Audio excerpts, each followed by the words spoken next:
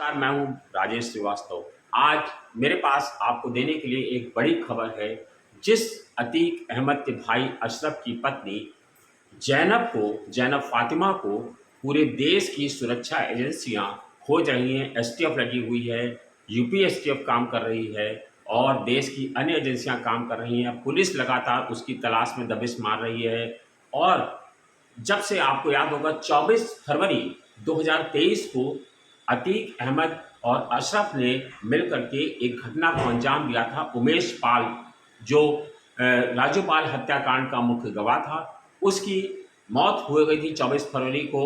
और तभी से लेकर के जैनब फातिमा और अतीक अहमद की पत्नी शाइस्ता का नाम सामने आ रहा था और कहा जा रहा था कि दोनों ने मिलकर के इस घटना को अंजाम दिया है। तभी से 24 फरवरी से लगातार जैनब की तलाश में पुलिस लगातार ताबड़तोड़ छापे मार रही है और एजेंसियां काम कर रही है, लेकिन पुलिस के हाथ कुछ भी सुराग नहीं लगा है। बस पुलिस आखिरी बार उसकी लोकेशन लगा पाई थी, पता लगा पाई थी कि दिल्ली के एक होटल में, एक शॉपिंग मॉल में जैनब की लोकेशन मिली थी, लेकिन पुलिस वहां तक पहुंच नहीं पाई।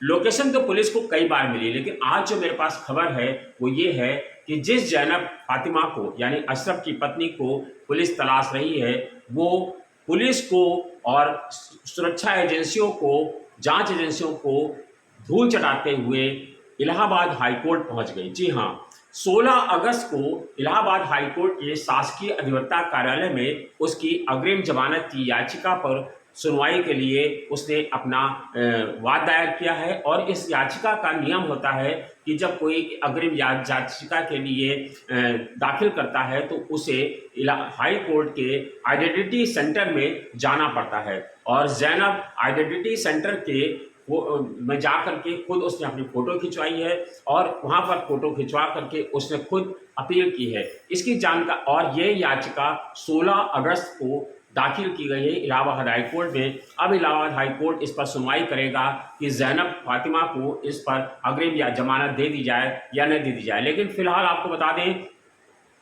कि जब जैनब इलाहाबाद हाई कोर्ट पहुंची तो पुलिस के हाथ पांव खुल गए और पुलिस ने लगातार अब तेज दबाव बना दिया है। और अब ये माना जा रहा है कि किसी भी समय जैनब फातिमा तक पुलिस के हाथ पहुंच सकते हैं। जैनब फातिमा तक पुलिस दरअसल इस समय भी ढील बनाई हुई थी, क्योंकि कहा जाता है कि जब अतीक और अशरफ का जब मौत हो गई थी तो उसका इद्दत काल चल रहा था।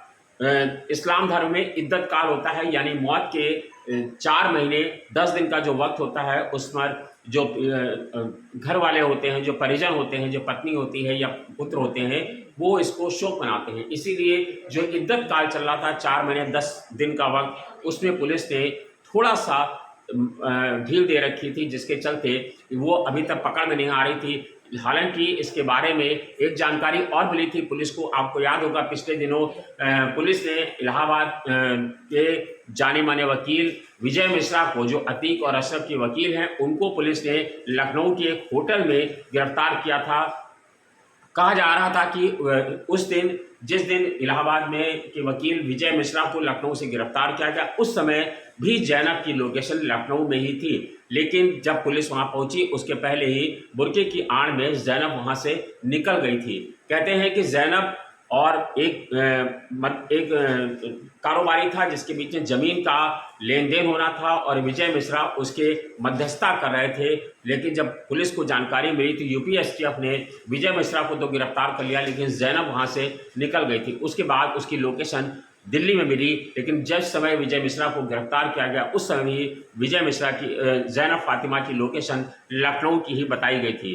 तभी से पुलिस लगातार उसकी तलाश में तेज काम कर रही है। और अब ये माना जा रहा है कि कोई भी वक्त ऐसा आ सकता है जब शाइस्ता परवीन और जैनब फातिमा दोनों की गिरफ्तारी की जा सकती है। कहते हैं कि लगातार पिछले 4 महीने से 24 फरवरी से कहें या अतीक अहमद और अशरफ की मौत के बाद से कहें, तो पुलिस लगातार उनको पकड़ने की कोशिश कर रही है। और पूरे देश भर में, चाहे वो इलाहाबाद हो, चाहे वो दिल्ली हो, चाहे या लखनऊ हो, हर जगह पर पुलिस छापेमारी कर रही है। और दिलचस्प तो ये है कि कई बार पुलिस जैनब के करीब तक पहुंची, लेकिन जैनब हर बार उसके हाथ से निकल गई। दिलचस्प ये भी है कि पुलिस ने अब तक देश में किसी भी माफिया की पत्नी को गिरफ्तार कर पाने में सफलता नहीं हासिल की है। जितने भी बड़े माफिया हैं उनकी पत्नियां अभी तक फरार चल रही हैं, चाहे वो शाइस्ता परवीन हो, चाहे ज़ैनब हो, या फिर कोई और बड़ा माफिया।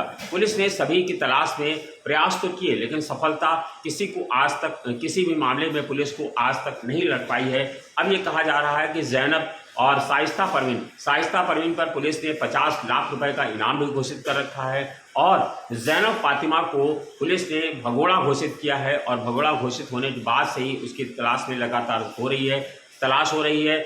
ज़ैनब के फातिमा के घर वालों का कहना है कि पुलिस उनको लेकर के परेशान करती है, हर रोज़ किसी न किसी को उठा लेती है और पूछताछ करती है। हमें पता भी नहीं होता है कि उसे कहाँ ले गई है और किस तरह से पूछताछ कर रही है। ज़ैनब के घर वालों का यह भी कहना है कि ज़ैनब किसी भी मामले में शामिल नहीं है, और ज़ैनब का जब वो अशरफ जेल में गया था उसके बाद ज़ैनब उससे मिलने के लिए सिर्फ एक बार जेल गई थी। वो किसी भी साजिश में शामिल नहीं है, और वो लगातार अपने मायके में रह रही थी। लेकिन पुलिस लगातार इलाहाबाद के चप्पे चप्पे पर तलाश कर रही है, और उस तलाशी के अभियान के बीच भी ज़ैनब फातिमा इलाहाबाद हाई कोर्ट पहुंची। उसने वहां फोटो आइडेंटिटी सेंटर में जाकर के फ़ोटो दी और याचिका पर हस्ताक्षर किया, और इस जमानत याचिका पर दस्तखत करने के बावजूद पुलिस उस तक नहीं पहुंच पाई, और उसके वकीलों ने उसे वहां पेश कराया, और अब इस इलाहाबाद हाई कोर्ट में ज़ैनब फातिमा की याचिका पर सुनवाई होनी है। अब देखना यह है कि पुलिस के हाथ ज़ैनब तक पहुंच पाते हैं, या फिर ज़ैनब को जमानत याचिका पर सुनवाई के दौरान जमानत मिल सकती है। मामला दिलचस्प है, और अब देखना है कि पुलिस और जांच एजेंसियां ज़ैनब तक कब तक पहुंचती हैं। धन्यवाद, शुक्रिया।